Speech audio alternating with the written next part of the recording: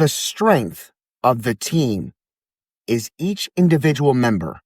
The strength of each member is the team. That's a quote by Phil Jackson. Coming together is the beginning. Keeping together is progress. Working together is success. Henry Ford. Being part of a team means that you work with each other to make things happen for the best. Have faith, let it begin. Starts right now. Have faith, let it begin. When it starts right now. Welcome to Have Faith. Let it begin. Here's your host, Angel Santana. Ariel, can you say have faith? Again. Let it begin? Again. Say have faith. Again. Let it begin. No. No? Okay. Hi, Noah. Noah! Happy birthday, Noah! Okay, then. I'm doing amazing. This does that for me. This little light of mine, I'm gonna let it Shine. This little light of mine, I'm gonna let it Shine. This little light of Mine. I'm gonna let it Shine. Let it Shine. Let it Say. Let it Say. Yeah! Daddy, I'm so excited! But I have one question. What's your question? Are you gonna be a pastor or a minister? Good question. I don't know, but it is all in God's hands. Good morning! You listening to Have Faith, Let Begin, and it starts right now. Have faith, let begin, when it starts right now. Had to say it twice because I love hearing Ariel do that. Good morning, everyone, and welcome to Have Faith, Let It Begin. Today is March 3rd. Yeah, we're 6 days away from Angel's birthday. Yeah, but the big 47 is coming. But that's neither here nor there. We're talking today about teamwork. You know, I can tell you how often I have been a part of so many teams growing up and having so many different career positions, and how often I have run into people that just don't know how to act like a team.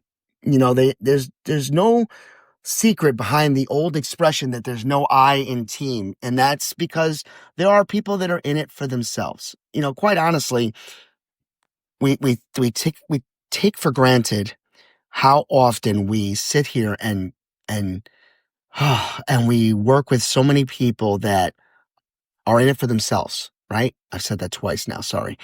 But there's so much to learn from each example and each situation that we go through.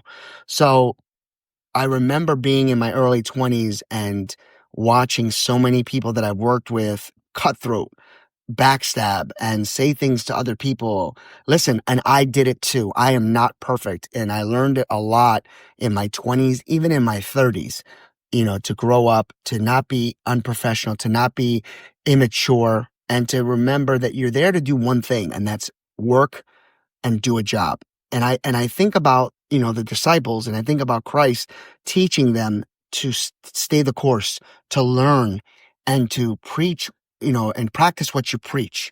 And even the disciples were, in a way, trying to get at each other's quote unquote jobs, trying to feel important, and not realizing that they were hurting others by asking for favors or asking to do certain things and wanting to better themselves. When in reality, you know, you have to think about others just as much as you have to think about yourself.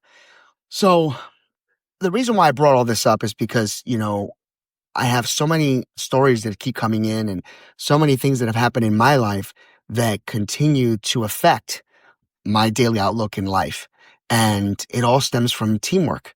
We all work with people that do their jobs efficiently, 100%, but there's always that one bad apple that can spoil the bunch.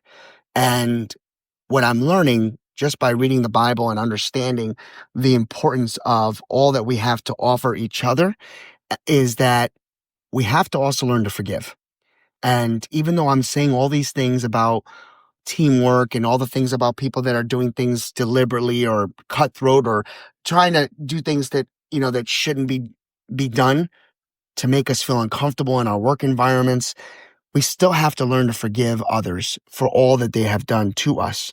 We still have to give people an opportunity But here's the thing. If you're that person that is the I in team, if you're that individual and you don't realize it, it's time to grow up. It's time to think about others. It's if you're a parent, for example, and you're raising a child, it is your job to nurture that child. It is your job to teach that person from right and wrong. And if you're that person that is right, but, is right and feels like they're doing wrong to others, then you need to make it right. There's an expression that I've lived by. If you're right and you're rude, then you're wrong. So if you're a owner of a facility, if you're a manager, if you're a colleague, if you're a lead, if you are a part-time person, go into work with the mentality that you're going to do everything you can to work within your team. And if you have issues with other people, be that grown individual and say, hey, I want to talk to you about something. Let's rectify this. Let's get this to be better. Because if we all took the time to speak with one another, if we all took the time to work with one another, the world would be a much better place. And that's what teamwork to me needs to be all about.